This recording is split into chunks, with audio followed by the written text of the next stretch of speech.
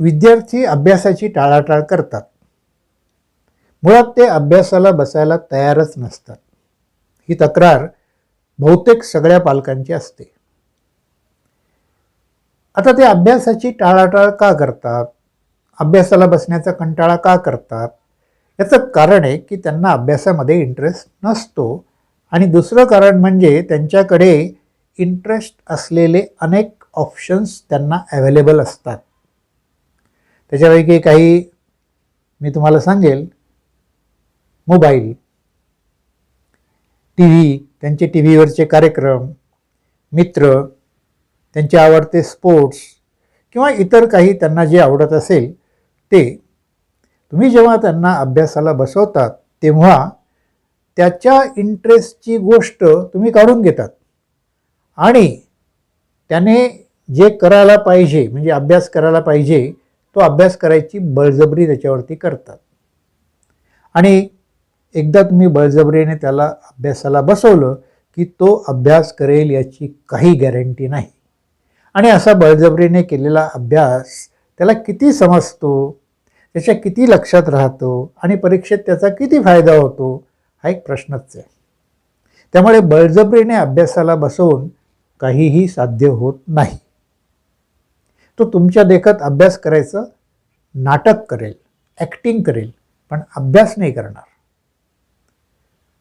मग आता ह्याच्यावरती उपाय काय? कारण बऱ्याच वेळा पालक त्यांच्या विद्यार्थ्यांना घेऊन माझ्याकडे याच कारणासाठी येतात, अहो आमचा मुलगा हुशार आहे पण अभ्यासच करत नाही, तुम्ही काहीतरी करावं. मग मी ती काउन्सिलिंगची केस जर घेतली तर माझी एक नैतिक जबाबदारी असते की काउन्सिलिंग झाल्यानंतर त्या मुलाने व्यवस्थित अभ्यास करावा, दिलेल्या वेळात, अगदी सतत नाही पण दिलेल्या वेळामध्ये त्याने शिस्तशीरपणे अभ्यास करावा. तर हे चॅलेंज मी जेव्हा स्वीकारतो तेव्हा मी नक्की काय करतो ते मी तुम्हाला सिक्रेट सांगणार आहे. सगळ्यात पहिली गोष्ट म्हणजे मूळ उद्देश हा आहे की त्याने अभ्यास चांगला केला पाहिजे. दुसरा उद्देश असा आहे की त्याने नियमितपणे अभ्यास केला पाहिजे. आणि तिसरी गोष्ट म्हणजे त्याने मन लावून इंटरेस्ट घेऊन अभ्यास केला पाहिजे. मग मी त्याला विचारतो की का रे भाऊ, तू अभ्यास का नाही करत? तर आता बऱ्याच वेळानंतर डिस्कशन झाल्यानंतर आम्ही एकमेकांशी मैत्री तयार करून घेतो आणि मग त्यांना हे प्रश्न विचारतो. ते म्हणतात, सर आमचा नाही अभ्यासामध्ये इंटरेस्टच नाही आहे, आम्ही अभ्यास करतच नाही कारण आम्हाला इंटरेस्टच नाही अभ्यासामध्ये, बोर वाटतं. हे बघा, हे माझ्यापाशी ते मैत्रीमध्ये कबूल करतील, पण पालकांजवळ किंवा शिक्षकांजवळ ते हे कबूल करणार नाहीत. कारण ती मुलं आहेत, लहान असली तरी हुशार आहेत. असं आपण काही सांगितल्यानंतर त्याचे किती भयानक परिणाम होतील ते त्यांना समजत असतं. तर मग ते एक मैत्रीच्या नात्यामध्ये माझ्याशी बोलतात. म्हटलं ओके यार, नाही आवडत तुला अभ्यास, हरकत नाही, तुझा इंटरेस्ट नाही अभ्यासामध्ये, ते पण मान्य आहे. पण मला सांग, अभ्यास जरी तुला बोरिंग वाटत असला, इंटरेस्टिंग वाटत नसला, तरीसुद्धा अभ्यासाचे फायदे किती आहेत, ते इंटरेस्टिंग आहेत. तू म्हणतो कसं काय? मग म्हटलं हे बघ, आता तू रस्त्यावरून चालत चालत आलास, रस्त्याच्या बाजूला मजूर होते, ते खड्डे खणत होते, किंवा असे कष्टाची कामं करणारे ज्यांनी कधी अभ्यास केला नाही, ज्यांनी कधी शाळा केली नाही, कॉलेज केलं नाही, अशा मुलांना पुढे आयुष्यामध्ये मोठं झाल्यानंतर खूप त्रास सहन करावा लागतो. पण तेच जे अभ्यास करतात ते किती छान आयुष्य जगतात बघ बरं. म्हणजे चांगल्या ऑफिसमध्ये नोकरी करतील, चांगला व्यवसाय करतील, आणि मग त्यांच्याकडे सगळी सुख, सगळा आनंद ते एन्जॉय करू शकतात. म्हणजे ते विमानाने प्रवास करतील, ते चांगल्या हॉटेलमध्ये जेवण करतील, चांगल्या घरामध्ये राहतील, त्यांच्याकडे चांगली गाडी असेल, हे सगळं त्यांना अवेलेबल आहे. का? कारण त्यांनी त्यांच्या शाळेच्या वेळामध्ये आणि त्यांच्या कॉलेजच्या वेळामध्ये चांगला अभ्यास केला, म्हणून आज त्यांना हे सगळं मिळतं आहे. आता तुला चॉईस आहे की तुला असं आयुष्य जगायचं आहे का रस्त्यावरती मोलमजुरी करणाऱ्यांचं आयुष्य जगायचं आहे. मग त्याचे डोळे उघडतात. तो म्हणतो नाही, मला चांगलं आयुष्य जगायचं आहे. मग तुला अभ्यास करावा लागेल, अभ्यासात इंटरेस्ट घ्यावा लागेल. कारण अभ्यासात जरी इंटरेस्ट नसला तरी अभ्यासाचे बेनिफिट्स खूप आहेत, ते इंटरेस्टिंग आहेत. आता हे एकदा पटल्यानंतर आणि थोडी दहशत बसवल्यावरती किंवा अभ्यास नाही केला तर पुढे काय होऊ शकतं हे त्याला एकदा समजलं की मग तो नियमितपणे अभ्यास करायला तयार होतो.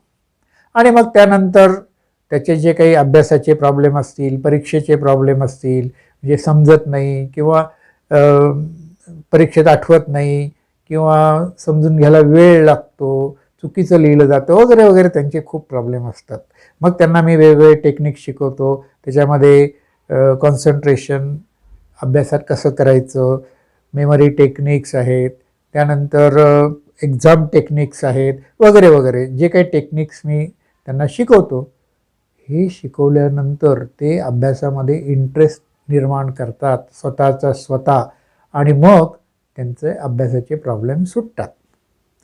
हे सगळं काउन्सिलिंगमध्ये करायला वेळ लागतो.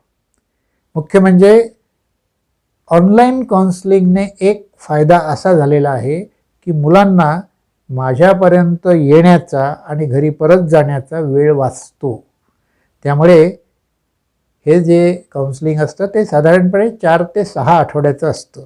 आणि या 4 ते 6 आठवड्यामध्ये दर वीकेंडला किंवा आठवड्यातून एकदा 1 तासाचं सेशन त्याला अटेंड करायचं असतं. त्यानंतर त्याला पूर्ण आठवडाभर होमवर्क दिला जातो. त्या टेक्निकची प्रॅक्टिस करणं वगैरे वगैरे बऱ्याच गोष्टी त्याला होमवर्क म्हणून दिल्या जातात. आणि तो होमवर्क करतोय की नाही याच्यावरती चेक केलं जातं.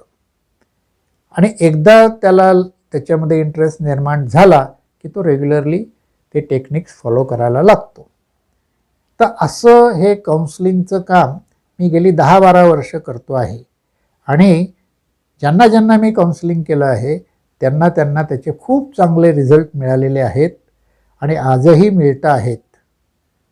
तर तुमचा मुलगा मुलगी शाळेमध्ये असेल आणि त्याला काउन्सिलिंगची गरज असेल, मी पुन्हा एकदा रिपीट करतो, काउन्सिलिंग गरज असेल तरच करावं. आणि एकदा तुम्ही त्याला काउन्सिलिंगसाठी माझ्याकडे पाठवलं तर मी कॉन्फिडेंटली सांगतो की त्याच्यामध्ये तुम्हाला आमूलाग्र बदल दिसायला लागेल. पण काही महिन्यांमध्ये, असा लगेच फरक पडत नसतो. तर तुम्हाला जर इंटरेस्ट असेल तर तुम्ही एक काम करा, तुम्ही खाली कॉमेंट बॉक्समध्ये तुमचा मोबाईल नंबर टाईप करा, तुमचा मुलगा मुलगी कितव्या इयत्तेमध्ये आहे, त्याचं वय काय आहे, हे तुम्ही डिटेल्स द्या. मी तुम्हाला काउन्सिलिंगचे सगळे डिटेल्स पाठवून देईल. हे काउन्सिलिंग मी ऑनलाईन करतो. तर आपण इथंच थांबूया. धन्यवाद.